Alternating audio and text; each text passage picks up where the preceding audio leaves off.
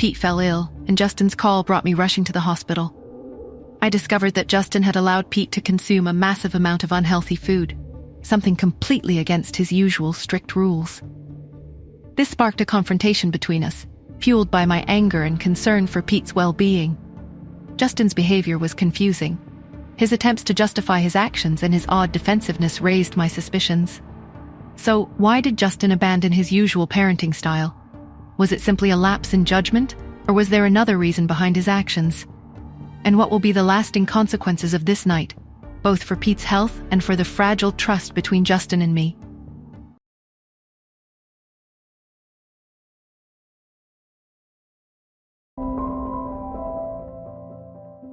"You have some nerve, Mr. Hunt," I said, my voice low and dangerous, "to imply that Pete's illness was my fault? After you let him gorge himself on junk food?" Justin straightened up, his expression surprised, then wary. "Nora, I didn't mean it that way." "Oh, really?" I cut him off, taking a step closer, because it sure sounded like you were trying to shift the blame. Before he could respond, I acted. Years of training and a lifetime of pent-up frustration fueled my strike. My fist connected with his left shoulder, the impact echoing in the relatively quiet hallway. Justin gasped, his eyes widening in shock. He instinctively cradled his injured limb. "That's for your careless parenting," I snarled. He looked at me, a mix of pain and disbelief in his eyes. Then his lips curved into a slow, infuriatingly charming smile. "You're quite something when you're angry, Miss Smith." "Don't," I warned, taking another step forward. "Don't you dare try to sweet-talk your way out of this." But he ignored my warning. He reached out, his hand snaking around my waist, and pulled me close. My reaction was swift and decisive. My punch, fueled by a renewed surge of fury, landed on the same spot as before. Justin cried out, this time in genuine pain, his eyes flashing with a mixture of agony and something akin to awe. Now I glared at him, my fists clenched at my sides, my chest heaving. "If that ever happens again, Mr. Hunt," I said, my voice a chilling promise, "I swear you'll regret it." With that pronouncement, I turned on my heel and strode back into Pete's room, leaving Justin alone in the hallway with his throbbing shoulder and a strange mix of emotions I couldn't quite decipher. 10 minutes later, Chester arrived, his face a mask of concern. He carefully examined Justin's shoulder in the hallway. Well, Chester said, his voice laced with amusement. "Looks like someone roughed you up, big brother." Justin grunted, cradling his injured limb. "A doctor would be preferable right now, Chester." Chester chuckled. "Oh, come on. You know I'm practically a medical marvel. Besides, who needs a fancy doctor when you have me?"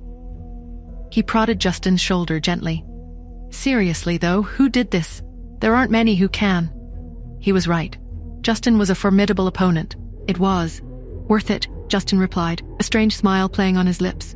Chester blinked, thoroughly perplexed. "Worth it? You're happy about being injured? You're a weirdo, Justin." He shook his head, a mixture of concern and disbelief in his eyes, and proceeded to try and fix Justin's shoulder. Once his joint was back in place, Justin began the slow, careful walk back to Pete's ward. He cautiously rotated his arm, testing its range of motion. As expected, when he reached the room, he found me still there. I had fallen asleep on the sofa beside Pete's bed. My eyes were closed, my dark hair spread out against the cushions.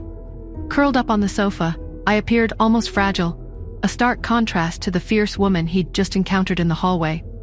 A wave of something unreadable passed over Justin's face. He had a sudden urge to protect me, to care for me.